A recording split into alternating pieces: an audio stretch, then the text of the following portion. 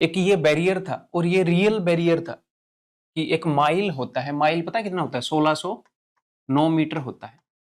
जो आपकी 1600 मीटर की रेस होती है वो इसी कारण होती है। 1 माइल के अंदर 1609 मीटर होते हैं, तो वो 1 माइल की रेस होती है, बट वो मीटर्स में फिर एग्जैक्टली 1600 मीटर कर दी कि एक आदमी 1 माइल को 4 मिनट से कम में दौड़ नहीं सकता, नहीं तो क्या होएगा, फिजिकली कुछ ना कुछ उसको नुकसान हो जाएगा, फेफड़े फट जाएंगे या दिल फट जाएगा, कुछ ऐसा हो जाएगा कि ह्यूमन बॉडी के लिए पॉसिबल नहीं है। पहले ये मानते थे, तो कोई भी नहीं दौड़ा था। फिर एक बंदे ने क्या किया, रोजर बैनिस्टर ने, इसने वो 4 मिनट में दौड़ा। वो ये मानते थे कि ह्यूमन बॉडी बनी ही नहीं है, और लिटरली मानते थे, लोग डरते थे कि कहीं मैं 4 मिनट से कम में दौड़ लूं और मैं मर जाऊं और मैं दौड़ ही नहीं पाऊंगा। ठीक है, तो रोजर बैनिस्टर ने क्या किया, उसने इस तारीख को 6 मई 1954 को 3 मिनट 59 सेकंड के अंदर वो 1 माइल दौड़ दिया और भाई जिंदा भी रहा है। तो उसके बाद क्या हुआ, ये तो एक भयंकर चीज हो गई ना कि यार जो चीज इतने, जो जिस चीज को लोग ये मान रहे थे कि ह्यूमन बॉडी की लिमिट है, उसको तोड़ देना, ऐसा रिकॉर्ड तो भाई अब अगले 20-25 साल तक नहीं टूटेगा।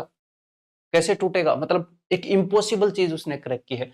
लेकिन उसी के 46 डेज के अंदर, 1.5 महीने के अंदर, अगले बंदे, एक और बंदे ने 3 मिनट 58 सेकंड में इस रिकॉर्ड को भी तोड़ दिया। तो क्या इससे पहले जॉन लैंडी इस दुनिया में नहीं था जब इसने नहीं तोड़ा था? ये भी था। क्या ये नहीं तोड़ सकता था? ये तोड़ सकता था, बट इसको क्या रोक रहा था? क्या लग रहा है आपको? भाई ये थोड़ी है कि ये इससे एग्जैक्टली 1.5 महीने पीछे था, 1.5 महीने बाद ही इसने तोड़ना था। इस बंदे को रोक रही थी इसके माइंड में उस चीज को करने की, ये ही नहीं था कि ये चीज पॉसिबल है। ठीक है, उसके बाद देखो 1954, उसी साल के एंड तक 3 और लोगों ने, यानी कि टोटल 5 लोग हो गए, 3 और लोगों ने ये बैरियर तोड़ दिया उसी साल में। ये कब की बात हो रही है? ये मई की बात हो रही है, आधा साल तो जा चुका था लगभग। और बाय द एंड ऑफ 1957 16 लोगों ने धरती में, अगर आपको लग रहा हो पूरी धरती पर 16 लोग बहुत कम है, भाई इम्पॉसिबल टास्क को अचीव करना, इम्पॉसिबल टास्क वो धरती पर एक बंदे ने नहीं, 16 बंदों ने अचीव कर लिया। तो कुल मिलाकर क्या है, the limits were never in the body, they were in the mind. यहां से मैं आपको क्या कहना चाह रहा हूं, मैं ये कहना चाह रहा हूं, कई बार क्या होता है, कई बच्चे तैयारी कर रहे होते हैं और सिंसियर बच्चे होते हैं वो, बट फिर भी सेल्फ डाउट के कारण कहीं ना कहीं उनके मन में ये होता है कि वाकई में मैं कर पाऊंगा कि नहीं। वो एफर्ट्स लगा रहे होते हैं, बट उतना स्ट्रांगली बिलीव नहीं कर पा रहे होते हैं कि मैं वाकई में कर लूंगा। ये बहुत बड़ी बात नहीं है एग्जाम क्रैक करना, हर साल हजारों बच्चे कर रहे हैं।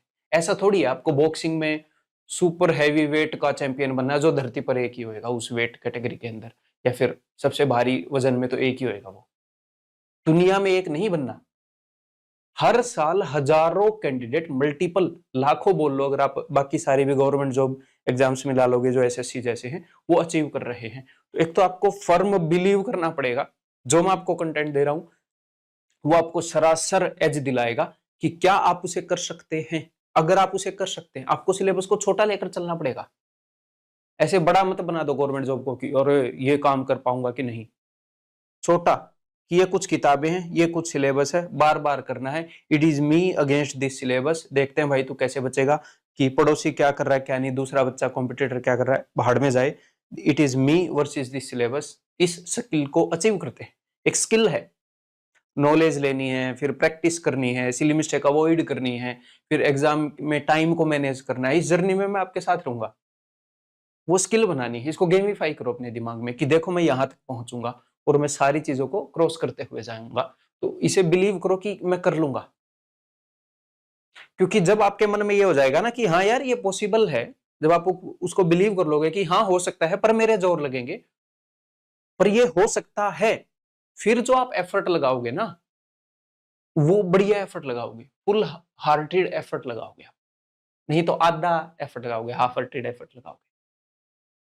समझ में आ रही है बात? तो इस चीज पर तो डाउट मत करो, डाउट इस पर करो कि आप पढ़ोगे कि नहीं। ठीक है, तो अगर आप सच में बिलीव करते हो कि हाँ, ऊपर ऊपर से बिलीव नहीं करते हो, तो 100% एफर्ट लगाओगे। और ये फायदा होएगा जब स्ट्रगल के फेजेस होते हैं तब, जब आप सेल्फ डाउट करते हो तब। सेल्फ डाउट सब करेंगे, इस केस में क्या आप सेल्फ डाउट नहीं करोगे? आप करोगे, लेकिन फिर भी आप उसको ओवरथ्रो करके पढ़ते रहोगे, चलते रहोगे। है, हमेशा आपकी जर्नी ऐसी रहेगी, ये बात ध्यान रखो। ऐसे ही रहेगी।